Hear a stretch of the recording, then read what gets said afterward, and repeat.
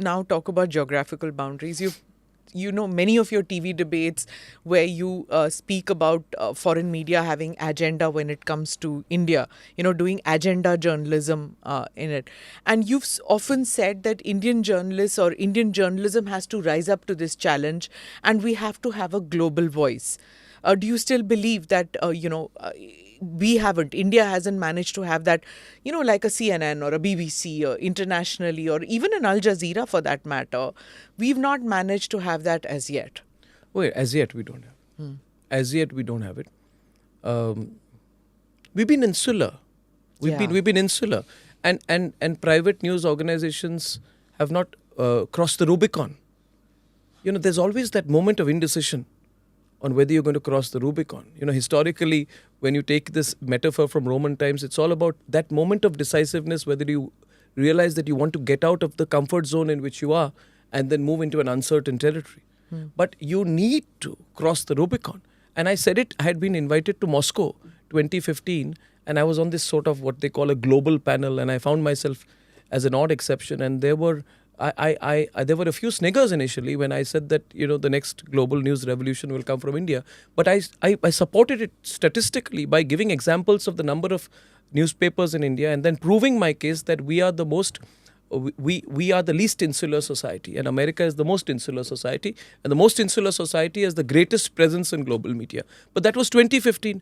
In 2022, given what CNN has done for itself, I wouldn't say that about American media. Sure. And I wouldn't say that about the United Kingdom also. And I do know that the BBC will not be able to survive the day British taxpayers don't give money as part of their forced license fees. These are hugely subsidized organizations. Yeah. Hugely subsidized organizations. And I'm committed to it. I have said it. And we are about a year away from doing it. We are going to set up in Republic the first global news organization. I don't know how I'll do it. I don't know how I'll fund it. I don't know to what extent it will be effective. But that's how we built every part of And our that's network. how you always move. That I'm going to do this. Yeah, and then we'll see the rest later. We'll see the rest later. Yeah. And when you're convinced about something, then it happens. It falls through. When we started our Hindi channel, we started it with insignificant amounts of money. Hindi wasn't even your language. Hindi isn't my language. Insignificant amounts of money, massive commitments out there. If the Hindi channel would not have worked, then Republic would not have survived. Similarly with Bangla. But somewhere I believe the people are behind us. They carry on. You do it well. But I also believe it's not just a carry-on moment. It is the fact that demographically we need to have a foothold. We need to have a foothold for a say. And now about this balancing question which you've asked about coverage and all that.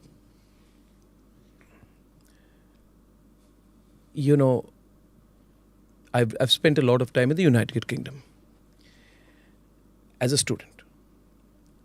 First at Oxford, then as a fellow at Cambridge. I've travelled down there, a lot of friends there.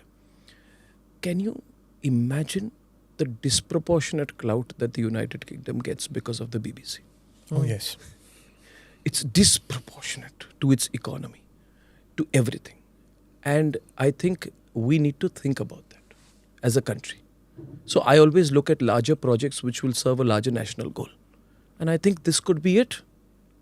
This could be it, And when we started out with Reuters, in Times Now, I had this newsroom full of people. I don't know, it was where in your time. Yeah. We had the newsroom full of Americans and British and Chinese, and it was You should wonderful. do a world bulletin. Yeah. People were even abusing each other in Hindi in the newsroom.